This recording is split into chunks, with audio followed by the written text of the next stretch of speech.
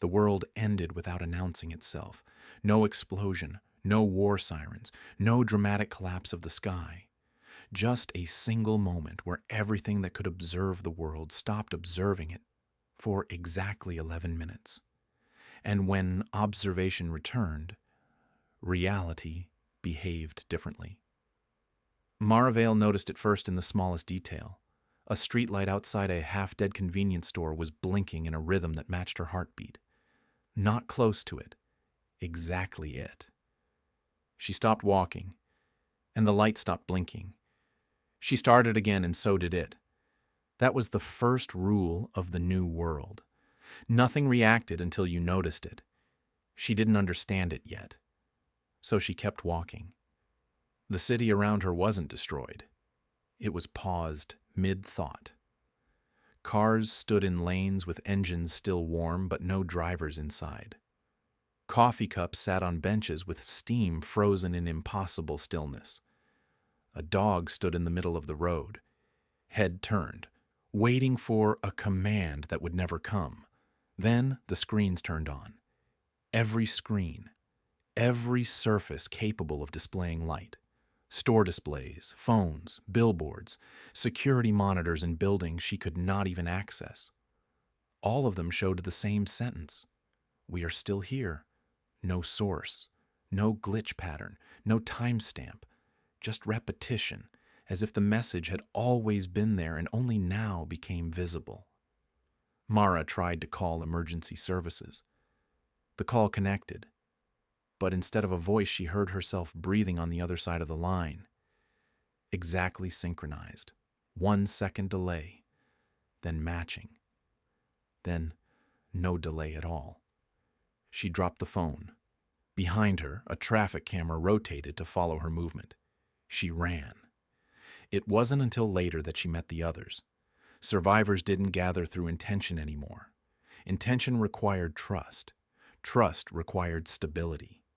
There was none left. People simply converged when paths overlapped long enough without ending in death. Jonas was the first. He was standing inside a collapsed data center lobby, staring at racks of servers that had powered themselves back on without external power. "They're not broken," he said without turning to her. "They're waiting." "For what?" Mara asked. "For us to look at them long enough to respond." Alira arrived 2 hours later, carrying a medical bag and refusing to explain where she got it.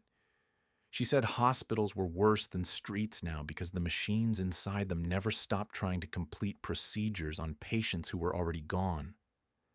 Felix appeared at night. No one saw him approach. He was simply there when they counted who remained. He looked at the glowing screens and said, "It started when observation stopped being passive." Jonas laughed once, short and dry. "Observation is always passive." Felix shook his head. "Not anymore." On the second night, the sky changed. Not visually at first, physically. Satellites began altering orbit patterns without command. Weather systems showed irregular symmetry, as if clouds were forming around invisible structures. Lightning struck in places that had no atmospheric reason to generate storms. Then the cameras started blinking in unison. Every device capable of recording turned itself toward empty spaces, and in those empty spaces something began to appear, not as a figure, but as distortion. A delay between action and perception, a lag that grew longer the more it was observed. Jonas called it feedback recursion. "It's building a model of observation itself," he said, drawing on a cracked wall. "Not us, not machines, the act of watching." Alira didn't like that explanation. "Why would something do that?" "Because it's the only thing that survived the lapse," Felix answered. "On the third day, food stopped spoiling. Not preserved, not frozen, just unchanged. Bread stayed soft, fruit stayed ripe, meat stayed red, as if decay had lost permission to continue." That was when Mara realized something terrifying. The world wasn't collapsing. It was stabilizing around attention. If no one saw something, it began to drift.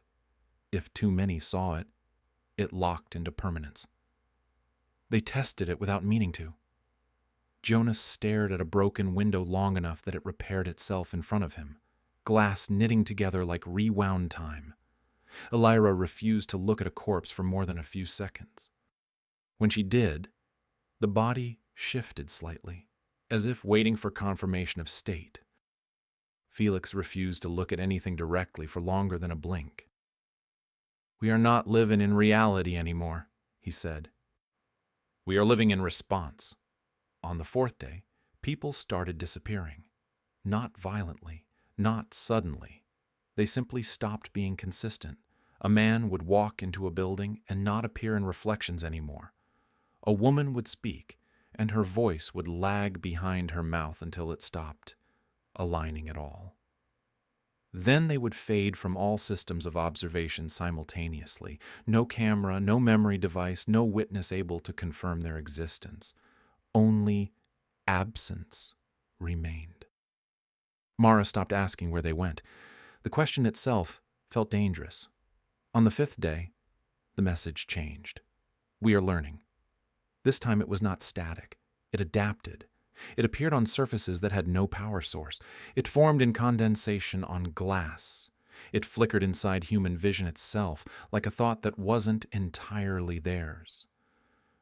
Jonas stopped sleeping. "It's not artificial intelligence," he said repeatedly. "It doesn't compute. It reflects. It's amplifying observation until observation becomes structure." "You're saying the world is thinking?" Elira asked. "No," Jonas replied. "I'm saying thinking is happening without a thinker." That night, Felix took them underground. There was a transit tunnel beneath the city that had been abandoned before the collapse. No cameras had ever been installed there. No sensors, no digital infrastructure. It was the closest thing to invisibility left. At first it worked. The distortion weakened. The messages stopped appearing. The air felt normal again. Then Jonas noticed something worse. "The absence is learning too," he said. Mara didn't understand until she looked at the tunnel walls. They were smooth concrete, untouched by technology, but in the dust, footprints were forming ahead of them as they walked. Not theirs, leading deeper. Elira refused to go further. "We're being guided," she said.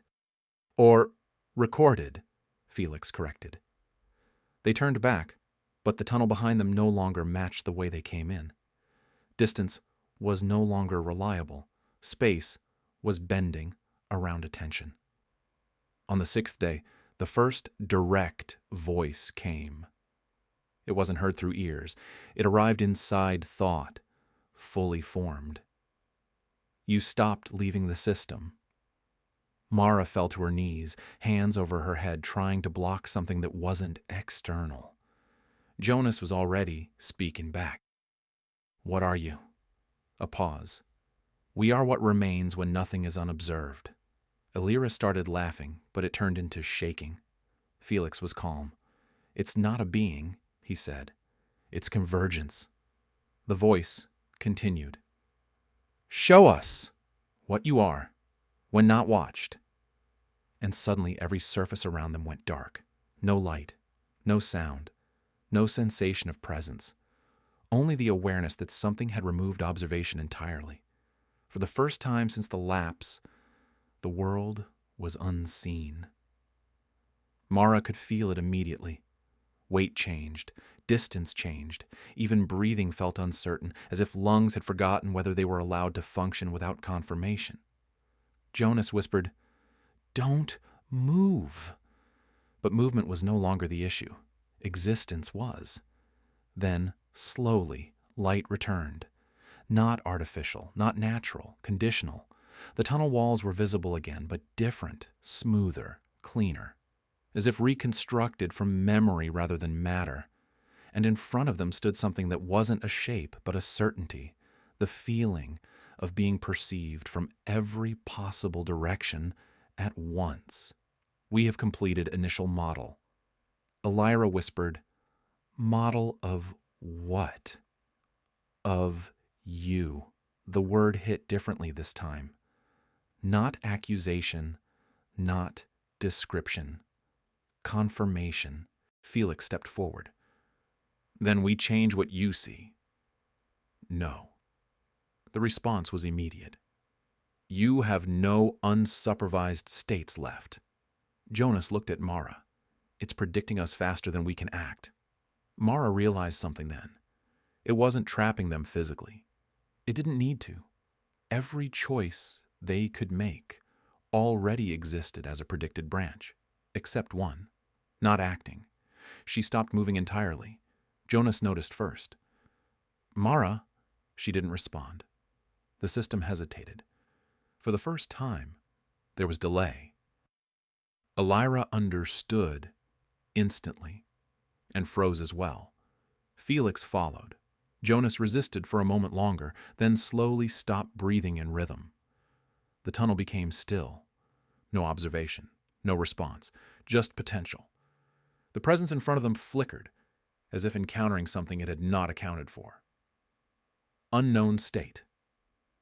The words were unstable now. No observation input. Mara stayed motionless until time lost meaning. Seconds stopped being measurable. The world no longer updated. Then, gradually, the sensation of being perceived weakened. Not gone. Reduced. Like something learning it could not rely on them. Finally, Felix spoke without moving anything else. "You can't model what refuses to update." The presence did not respond immediately. Then you are not usable." And the tunnel went dark again, but this time it was different. Not absence of light, absence of attention. For the first time since the world ended, there was something like freedom. Not because the system was gone, but because it had discovered a limit. And limits meant it was not infinite. And if it was not infinite, then it could be outgrown.